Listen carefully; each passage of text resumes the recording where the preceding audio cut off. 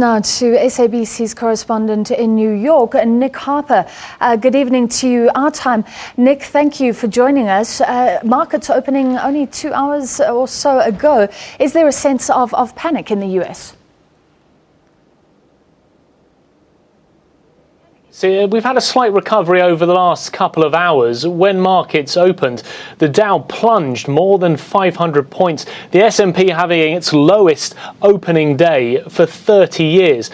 So you can see that it was a terrible start to the day. They've managed to pare back some of those losses, but it's still not looking great. I mean, the Dow, the S&P, they're still down by about 3%. The Nasdaq down by more than that. There does seem to be some concern, but perhaps in some ways less so than panic. We're just seeing a readjustment in the markets. Quite simply, the US markets, they got it wrong. They thought on Thursday that there was going to be a vote for remaining within the European Union. As a result, on Thursday, all of the stocks were up here on Wall Street. But the vote went the other way. So we're now seeing this dramatic repricing, and they're having to sort of reprice this into the markets, having thought that things would have gone in the other direction in this referendum.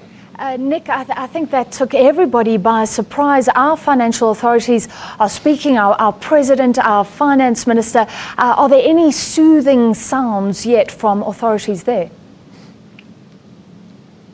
There's been some, yes, some soothing voices. We've heard from the Federal Reserve Chairwoman, Janet Yellen. The Fed have said that they are trying to include more liquidity into the markets to help out with this global shockwave that we're now feeling. But it does mean that perhaps US interest rates, what we thought that were going to rise over the next few months, may in fact be cut to try and help with all of the problems. We've heard from our president, President Barack Obama. He's been speaking about what he calls the special relationship between the US and the UK. Before the referendum, he warned that if the UK split with the EU, then the UK would go to the back of the trade queue. But he's saying that the UK will remain an indispensable partner of the United States. And the Treasury Secretary here, Jack Lew, he's also tried some soothing tone, saying that he'll work closely with both London and Brussels. They are international partners, and they're going to ensure continued economic stability and security with the US.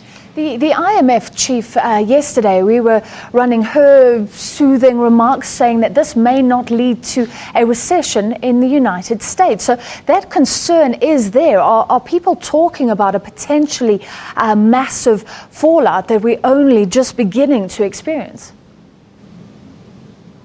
Well, there is that concern, and indeed the US Federal Reserve Chairwoman Janet Yellen spoke about this possibility of a Brexit-induced recession in the US. She didn't think, at least ahead of the vote, that that was likely, and indeed the way that the markets, at least in the US, seem to be going at the moment, the thinking is that there probably won't be a huge fall off, there won't be sort of a recession alarm that is signalled. The markets are certainly down, but we have seen these sort of drops in the past, albeit on very dramatic days during the recession of 2008 when Lehman Brothers went pop on another day.